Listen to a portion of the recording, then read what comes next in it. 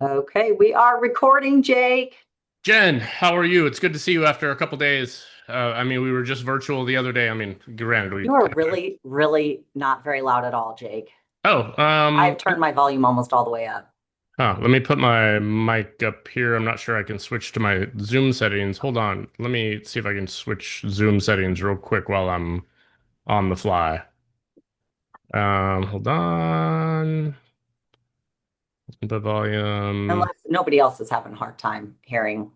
I'm gonna crank up my microphone a little bit. Is that a little bit better? Yeah, that's better. Okay.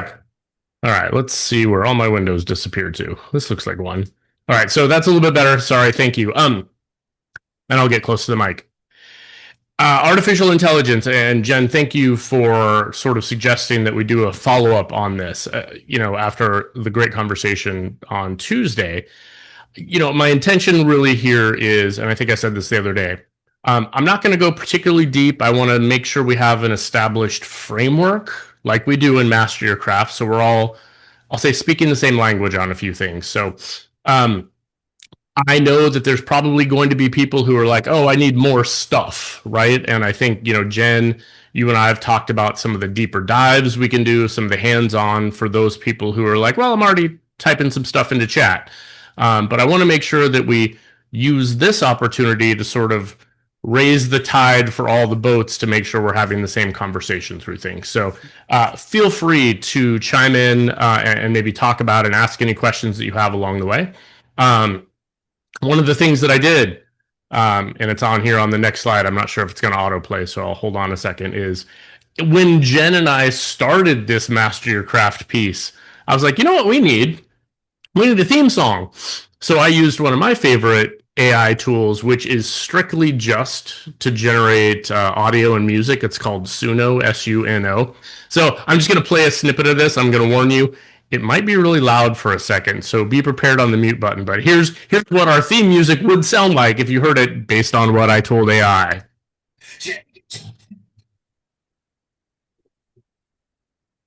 We can't hear it at all. Can you hear it? No, it's not Oh, playing. what? You can't hear it? No. Oh, that's a bummer. It even Yeah. set to play the audio. All right. Well, I'll send it to you and share it with everybody. So basically, I just use a simple AI tool to say, like, hey, Jake and Jen are doing a weekly podcast called Master Your Craft, where we teach real estate agents how to elevate their business and do things. And it produced this entire great song for me. It's a little side hobby. I make songs for all my friends for random things that happen in their life now. So, but that's an interesting segue to take us through this conversation. And I'm going to share a couple of definitions. It's just this weird habit. I think I've spent too much time learning from Brian Buffini and his training that he always shares definitions of things in the beginning. But I think it helps. These are just a couple of kind of these terms that I love. The term neophyte, right? It's applied a lot to technology, but it really is applicable to everything. A beginner, a person who is new to a skill, subject, or activity. I love that it comes from the Greek parts meaning new and planted, a newly planted seed, right? There's probably a lot of neophytes for AI technology that are going to be watching this call or on this call, or maybe you're in the business right now and you're like, I don't know, right? Now, I put this next one in because I'll admit I'm a little bit of a Luddite, which is a sort of an older term. I think it was loosely based on religion. I don't know, Jen. Do you know it was a like almost a religious sect? Um, the idea is these people were super anti-technology, and truth be told, I have always been an early adopter of most technology. For some reason, I'm just being transparent. For some reason, the AI thing I love and engage with. I just don't know that I have truthfully embraced it nearly as much as our leadership team has. I mean, I have people that are all around me that are not nearly as technologically savvy who are like, how are you not using this? I use it for blah, blah, blah, and blah. I share that not to tell you that I'm against AI, but to tell you that you are completely and perfectly capable, no matter of your technology experience and level, of using and embracing AI to help you build your business and run it more efficiently. right? Many of you, on a typical day, I hear things from other people. I'm like, man, I guess I got to get on this bandwagon a little bit. So I'm a little bit on this journey with you guys. I use it extensively for very specific things, and I kind of keep it in what I'll call a sandbox. Jen, tell me a little bit about your use of AI and sort of how you. I know you're a fan, and I'm okay with that. Tell me a little bit.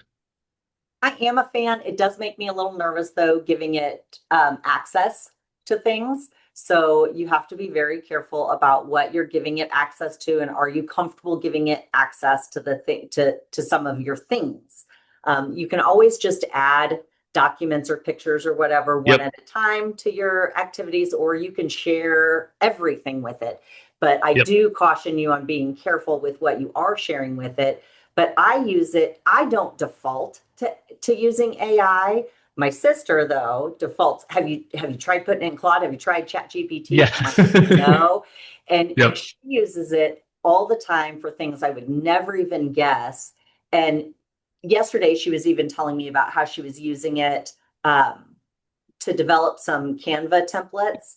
Yeah. And she said it probably would have been faster for her to do it herself. It was going really slow. However, because it was working in the background, she could be working on something else. Yeah, so, that's a great way to say it. Like right now, we've automated and doubled ourselves in a lot of ways, and I think for me too. But I think my hesitancy is because I come from a creative background, and I'll say it this way: like I wear that as a weird badge of pride that I don't want someone to be able to out creative me.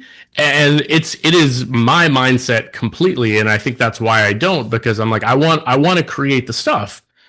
But more often than not, I get in my own way for not using it. And maybe that resonates with some of you out there. Well, and Jake, I'm the opposite of you. I'm a nuts and bolts person. Yeah. Processes, here's how I want to do things, but I'm not creative. And so AI gives me ideas that I have a hard time coming up with myself. So it can really like plug in some holes in my work process. Absolutely. Because if I'm trying to be creative, it is going to take me hours to create a flyer because that's not my background. Yeah. I love that you say that too, because Hamilton's mom, Misty, she's not a technology person. And even, she's very much wired like you are, Jen. And even when we would work on things or we would create content together and stuff, it was kind of just like our sort of process of working. I'm a create, finalize, and I'm messy middle. And she owns that middle. She said the same thing. She's like, I can execute it, but I just can't get the idea. So she's built an entire leadership coaching business using Claude basically to help her and say like, I want to create a coaching program for leadership that does this, and it just churns it out. And she's like, okay. So then she shuts off AI and she goes to work with her knowledge. And I think it's a beautiful, beautiful synergy when you find, and I'll say collectively you, but not just Jen, but all of you, find that sort of way that it integrates. I'm going to throw a couple more definitions at us because I think I'm being a little pedantic about this, but when we talk about AI, and you say like, oh, ChatGPT and AI, and you're like, it's technically the same. And I bring this up because I noticed in the chat on Tuesday, someone asked a question about it. And to me, I was like, you know what? It might be obvious to some of us, but I want to make sure it's sort of a framework for all of us.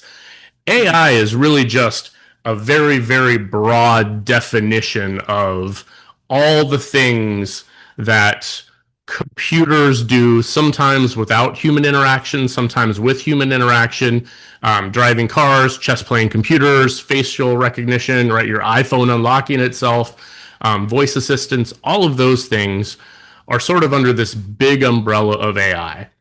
Now, what we will talk about today, and probably the most common things you're hearing, using, and seeing, chat, Claude, all of those things, those are really called large language models.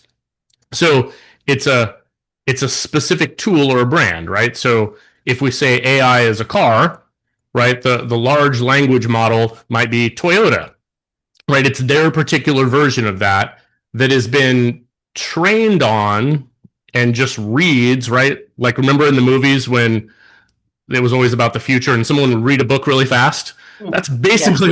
basically what large language models are doing. They're just digesting every piece of information currently available and also things on the web and other published sites and things like that. So they're kind of the same thing, but these things we're talking about are really just a subset. And I'm just saying that just to simply let you know that there is kind of a difference in just the hierarchy of that structure. Not to go too deep, but I even used one of the chat tools. I use Firefly and Adobe because I'm an Adobe user to make this graphic. And I'm not going to lie, it frustrated me because I'm like, that's not what I want at all. So know that you don't always get magic things churned out when you type in a simple prompt into AI. But I feel like this kind of represents it, right? The engine or underlying science, the apps and software you use are specialized vehicles to run on that engine, right? So there's an engine, right? So ChatGPT, which is a tool made by a company called OpenAI, right? Is sort of their version of how they use AI. Claude is another tool made by another company, and it's how they created their AI, right? They're functionally very similar, but they behave in slightly different ways. The difference between a truck and a car, the difference between a family vehicle and a sports car, right? They all have some little nuances. I think of the prompt that we use when we ask AI to do something. It's kind of like the steering wheel. Hey, go this way, go here, right? And we'll talk about a couple of prompts. That's really where the magic is, in not just what you ask it to do, but how and who you ask the AI to act like. And then really the vehicle then is the tool itself. Like are we trying to create a song? Are we trying to create a picture? Are we trying to create a movie? All those executions come into play. And I know that's a very, very huge 30,000 foot view, and I don't say that to overwhelm you, but just to plant that seed in your brain for later when you're having these conversations, that you start to think about and ask the questions. Is this the right tool for the job I'm even doing? Jen, did you have any thoughts on that? Sorry, I shared No, Scott's little piece. I think that's good because you're next. I think what thought I would have, or maybe what questions people have, might be on your next slide. Yep, so. Jen, I don't know. Do you want to talk about this one real quick? I know you looked at this and we've talked about this, and maybe give me some thoughts. Yes, absolutely. Well, and I think people use AI more than they realize they do. They think they're not using it. They absolutely do. When you're in your Gmail and you ask it, at the bottom, it'll say polish or whatever. You're using Gemini, which is AI embedded in Google. Yep. Or you might, if you're in Canva, I'm sure lots of people are using Canva. They have a lot of AI tools in Canva as well. So you're using some of the tools already. But I think the biggest thing, Jake, is if people that are not using it regularly, one, don't know which one to use, and two, aren't sure where to start. Yep, so and we'll frame that at the end. I've got like kind of a direction, like here's where to start. So, and again, we'll share this. Sorry, no, I know that. Yep. But I do like this graphic because it is a really good, and this graphic is also in the resource folder, so you're not which we'll share. Never see it again. If you're questioning kind of which one is best for what thing. Yep. And I think, Scott put this together. Shout out to Scott. Because I think it really is a very big, nice, easy overview of what to do, right? And I think the question becomes the top three, right? And trying to think of references for all of our lives, and we're like, oh, well, I don't use that, I use this. And you're like, it's the same thing, right? Like it's, I don't drive a Toyota, I drive a Nissan. I'm like, they're kind of all the same, like, right? They're all fundamentally the same for the base user, right? As it says in this document, if you're already using Google's ecosystem of tools and stuff, which we do as a company, it makes sense to use Gemini because it's all kind of there already, right? And it comes down to preference and experimentation. I used Claude in the very beginning, and it was massively overwhelming because I had no idea. I was a neophyte. I had no idea what I was even doing. And now I've moved back to it because I'm like, oh, I understand how to drive now. I can drive a fancier car if I need to. So we'll share this. And again, Jen and I are happy to Jen and I, not Gemini. Although you kind of are like Gemini. You do seem to know literally everything that I ask you. I'm just going to start calling you Gemini now all of a sudden. You always have all the answers and like you've got a notebook, which is essentially Gemini. Let's be honest, right? Oops. You're going the wrong way. Yep. So here's, and Jen touched on this. There's a couple of different ways to use any of the AIs. What most people are currently doing, and honestly, if you go to Google and do a Google search, you'll see now that the first search result isn't actually a result. It's Gemini saying, well, you asked this question, but I've taken all the large language models that I have, and I've given you a summary answer based on your question, your query.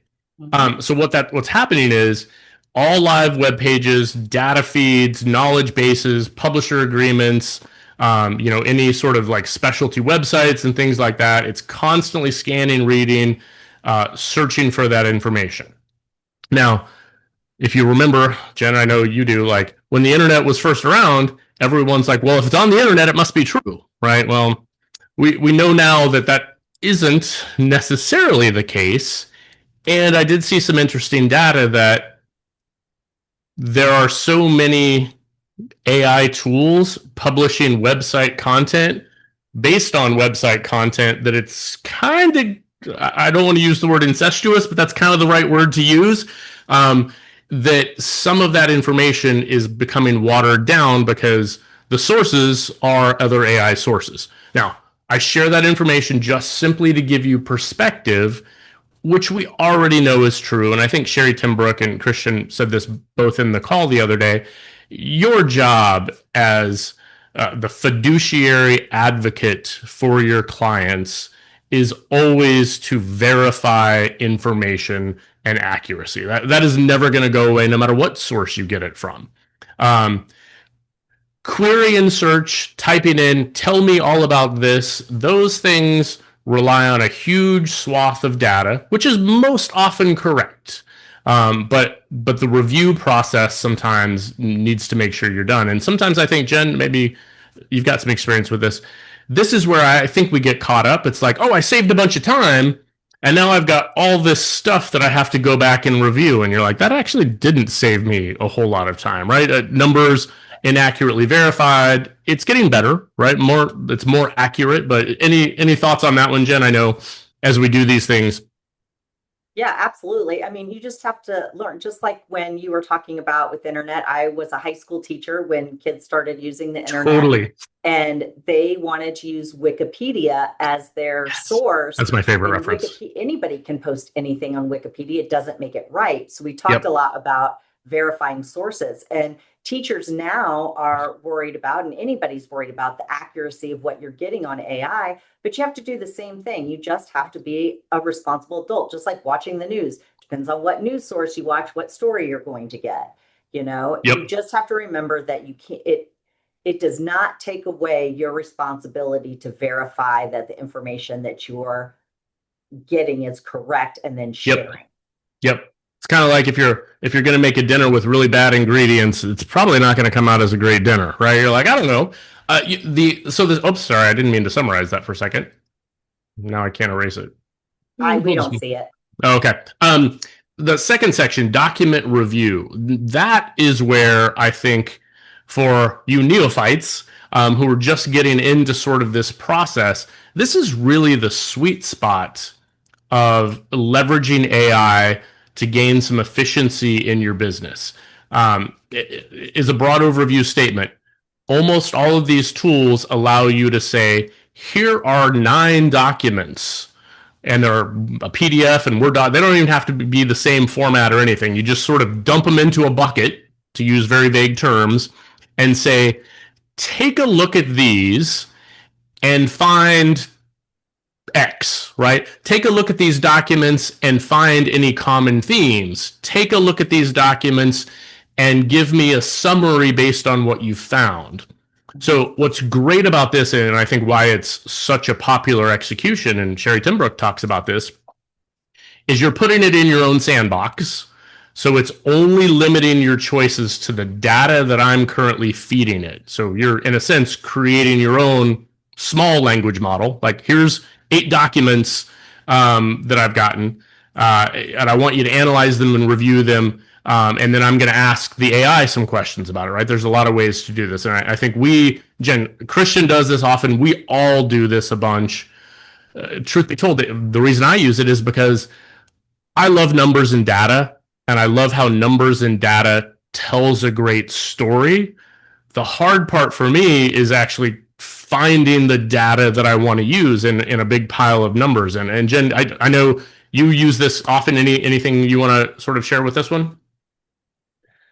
Um, yeah, Christian is really the master at using it for data because Yeah. she will feed it data and then ask it to create something that, like, summarize it and then create something that can visually represent it so that it's very easy then for her to Yeah. communicate what all the data is saying, Yep. which is, I think, really powerful. Yeah. To me, it's like it would be like opening a big document and you're like, I don't even know where to start, right? Like, it's that instant feeling of overwhelmment. Jen, I think there's a couple things in the chat, and I don't have my chat window open. Can you make No, sure that's that? okay. Okay. Teresa Smithart shared that one good feature in Gemini Notebook that it does work off the documents we load, reducing Yes. hallucinations. Yep. I love that. Love the way you said that too. Let me close that. Um, so again, we kind of talked about this. I'm just gonna, it gets its own slide because I want to reiterate this. Check sources and links. Anytime you're on a website looking for information, and or most Claude, Gemini, or ChatGPT results will have a little icon next to the search result. Like, if it feeds you a bunch of websites or gives you data or quotes you numbers, they all have sort of a different icon they use, but that icon is basically show sources, right? It goes back to sort of, as Jen said, high school sort of like report days where I've got to show citations, show my sources, look at that information. I don't know that it's a rabbit hole we need to go down to disprove, but sometimes if you open it up and you're like, that's not even a website I recognize, it's sort of like that little internal flag. And what's nice is when you click on the link, it usually takes you to that page. And again, it's more of an awareness of how you can verify and validate, I guess, is kind of the best way to say it. Let me share this. Yeah, yeah. So I used it sometimes when I was a principal to help me build a slide deck and what would be the best thing to include in a slide deck, like on school safety.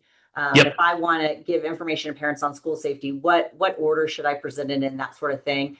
And it would build it, and then it would say, show this video, and then you click on that link and it didn't exist. So Yeah. know too that if AI doesn't know the answer, it will fill in. Sometimes, right? It's like a very new real estate agent who, rather than just says I don't know, is like, well, and like, and gives the answer, right? Like, let's not do that. Let's not fill in data we don't know. Right. And what's great is as good, bad, or otherwise, as the AI gets to know you, right? And you're like, hey, you recommended a video that doesn't exist. The universal joke is like, oh, hey, sorry, Jake, I just wanted to make sure you had complete information. And you're like, you're lying to me here, right? You sort of get that interaction, and Sherry alluded to it, and those nuances in your interaction get memorized. They become part of the large language model of you that's added to that as a source. I pulled this quote from Sherry. And again, I don't know that anybody needs to be here. And if you're a neophyte and you're like, I don't even have ChatGPT downloaded other than doing Google searches, that's where I'm at. But I think it's important to talk about sort of the framework. Now, I will say it this way, and respectfully to everyone involved. Sherry is a great example of someone who had systems and structure in place in her business so that when she brought AI in, she could implement AI in specific systems and structure to grow. And Jen, I know you're nodding in agreement, and thank you. One of the hardest things you will do as an agent bringing AI in your business is to say, make magic for me and do this, right? We have to set some of the parameters and the system and structure in place in order for it to really optimize itself. It is at its core just a magical assistant that you don't have to answer as many questions to, right? She says, I use it a dozen times a day, personal stuff, business stuff, a sounding board, a writing partner, technology help, travel planner, and I love an occasional therapist for frustrated real estate agents. I think we'll see more and more as these tools start to learn who we are. It's a source to vent. You're like, man, today you'll never believe what happened, and right, and they come back with like, I can understand your frustration, Jake. Jen sounds like a horrible person, right? No, and AI never says that.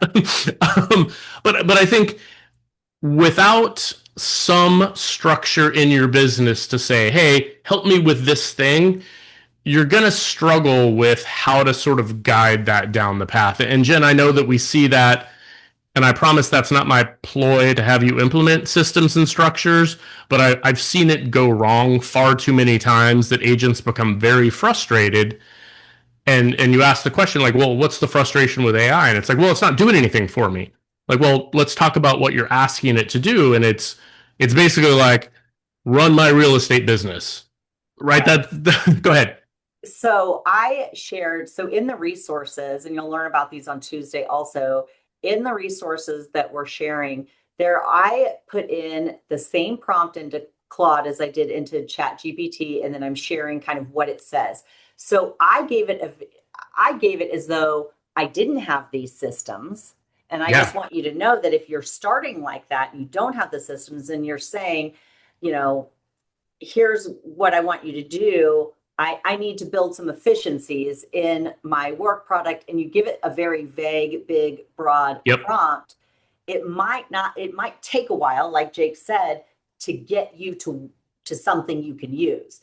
If you have a better idea of what you want to use it for, then that prompt can be a little more specific. I always say in the prompt, if it's trying to learn something about me or trying to learn what I want, I always say, ask me one question at a time until whatever thing you're trying to do.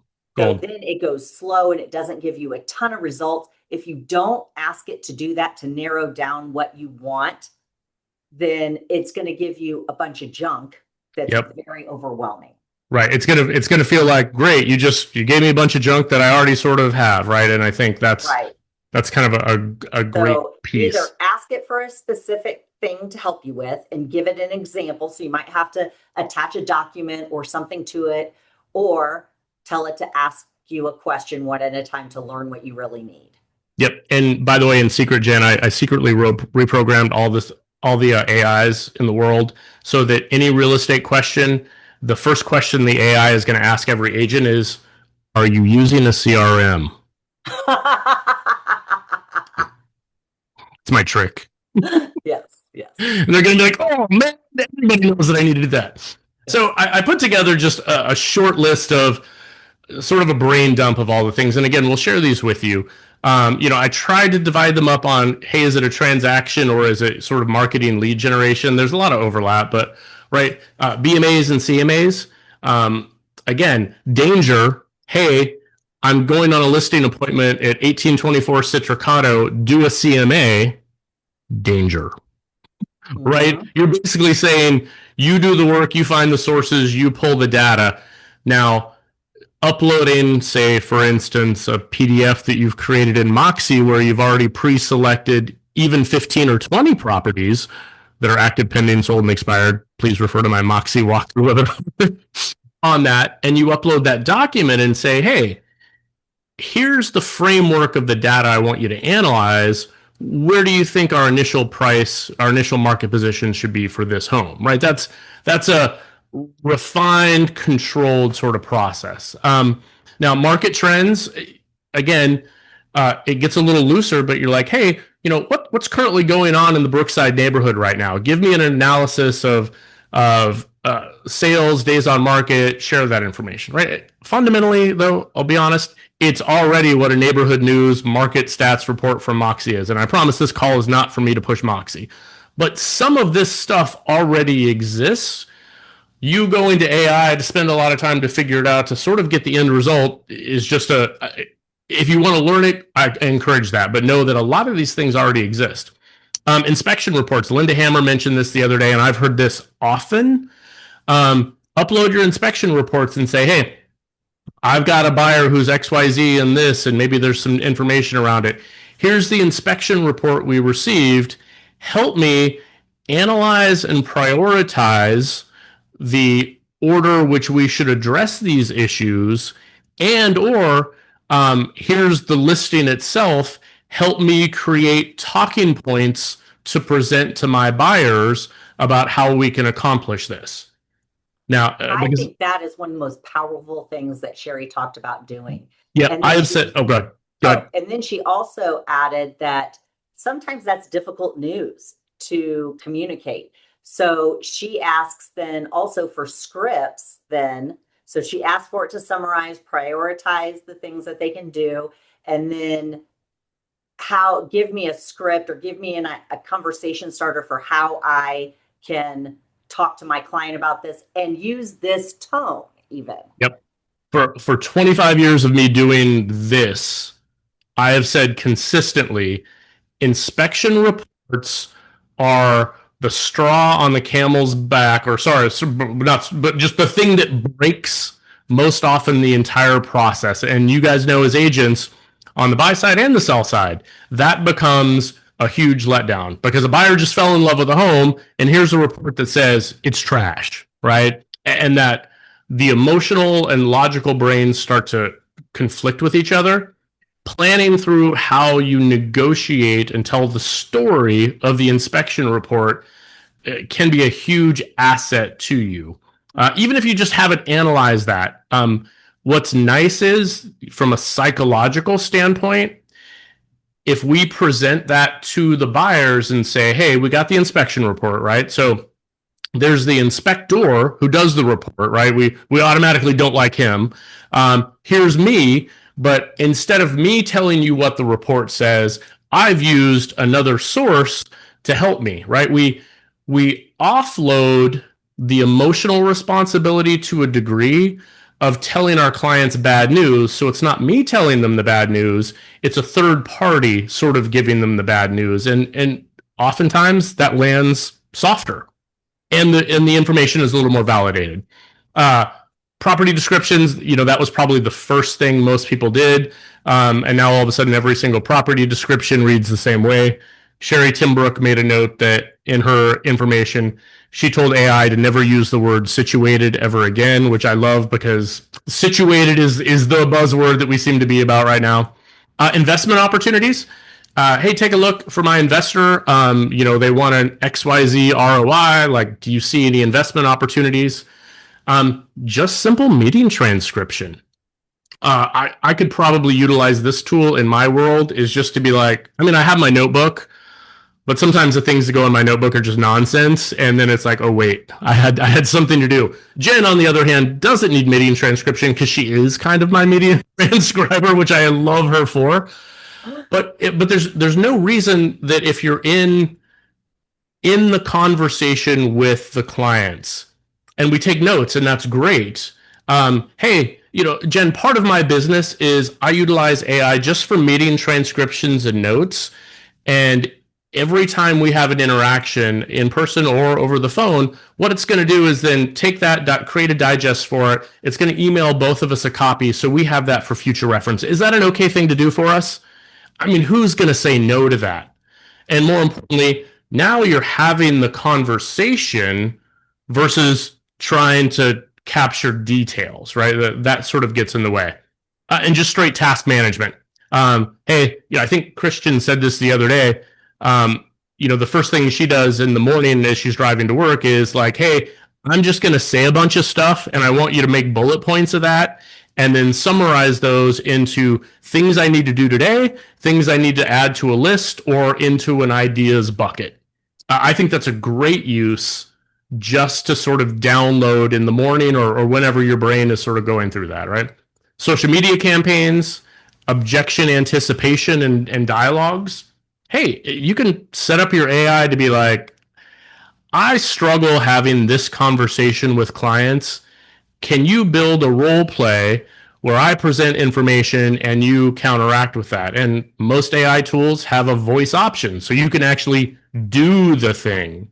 When I talk about scripts and dialogues, I say this all the time. Read it 3 times and say it out loud 100 times. Reading something and saying something are 2 very different parts of your brain, and they're both very important. Just simple voicemail reminders when you're on the go. A lot of people are already using Siri, Google, whatever task assistants, Alexa.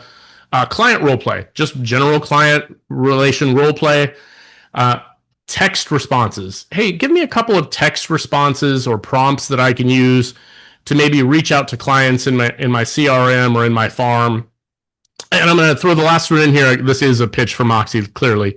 But if you're using Moxie as your CRM and you've migrated over to Moxie Rise, and your clients are somewhat actively using Moxie, which honestly just means getting the newsletters, Moxie will assign a lead score based on a whole bunch of weird analytics that lets you know the viability of them being a buyer or a seller in your market, right? And again, a lot of tools and a lot of programs already have that.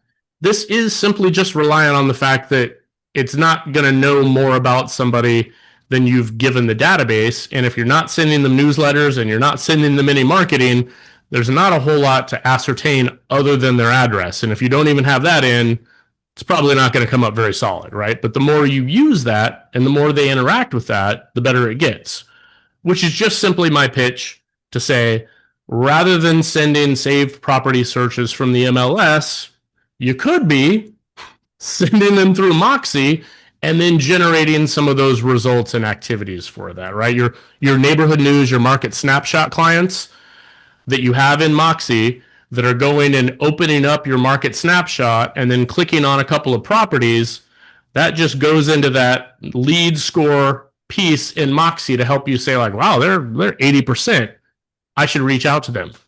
Granted, I don't know what to say, but I can use AI for that or ask Jen and Jake. Any other little thoughts that you guys had that I want to throw in? I'll go to the next slide and be like, what do we have that we're using? What did I miss? What are you guys using that you love that we should add to the list? Jen, anything that you have?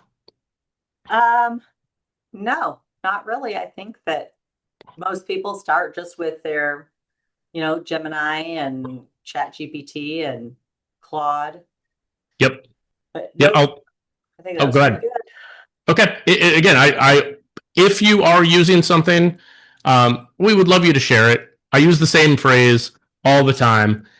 Even if I give you all of my information or knowledge, which by the way, I feel like I have, and I'm okay with that. No one's going to out Jake Durando, which is maybe a not so humble way to say, even if every single one of you does the exact same thing, the outcome of that is going to be slightly different based on who you are, who your clients are, and all of those things. So I'm never afraid of any overlap or duplication. And I'll share this last piece.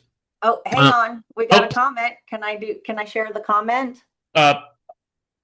Yes. Okay. Linda Hammer shared that she uses it for negotiating. She likes Chris Voss's book, Never Split the Difference.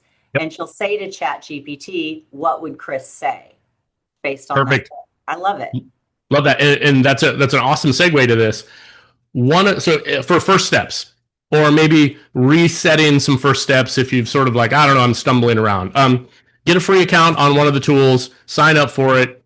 They all have a few personalization parameters. Oftentimes you can enter in your industry, what tone do I like, basic things like that. If you're already doing that and you just need to reset because you think things have drifted, here's a great prompt for you. If you're just starting from fresh, this is also a great prompt. Jen said this a second ago, and I'm going to hit the point specifically. AI is best when you tell AI who to be. Almost all most people, many people, some people make the big mistake of just saying, give me this information, right? So the tool is just going to be like, I'm just a regular person computer. I don't know who you want me to act like. The act like phrase is crucial in these conversations. Act like a first time buyer. Act like a seasoned investor, right? That frames so many important things that come after that. So this prompt that I put in, right, if you're getting started, act as my business expert and coach. Even though I already have a couple of great ones, I still need one more. I'm fine with that. I don't mind. And marketing director, learn about my real estate business. Ask me 10 targeted questions. Shout out to Jen because she did this one by one about my market, value proposition, local farm area, sales goals, and preferred communication style. Right? It's gonna take all that. Here's what's good, bad, and awesome. Sometimes you're gonna be like, I don't know. And that's an okay place to be, but because AI wasn't the first one to ask you that question, I feel like we've asked you those questions. That's a good indicator to you that maybe I need to figure that out a little bit. And go ahead. Jake, I'll tell you, Claude and ChatGPT behave differently. So Yep. I did this with Marianne. Shout out, Marianne. I see you. Yesterday, and did the same thing. And the neat thing is that it will do is Claude gives you like multiple choice answers. Yes. It'll give you, so if you don't know, that's okay, but it'll also start pushing that conversation a certain way. And it always has an option other also Yep. that you can put in to answer.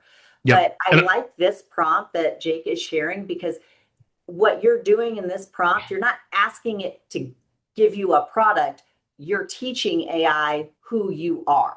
So that then later, when you give it a task to do for you, it knows better who you are. So yesterday when I was working with Marianne, I tried to cheat and tell Claude, act as though I am a real estate agent.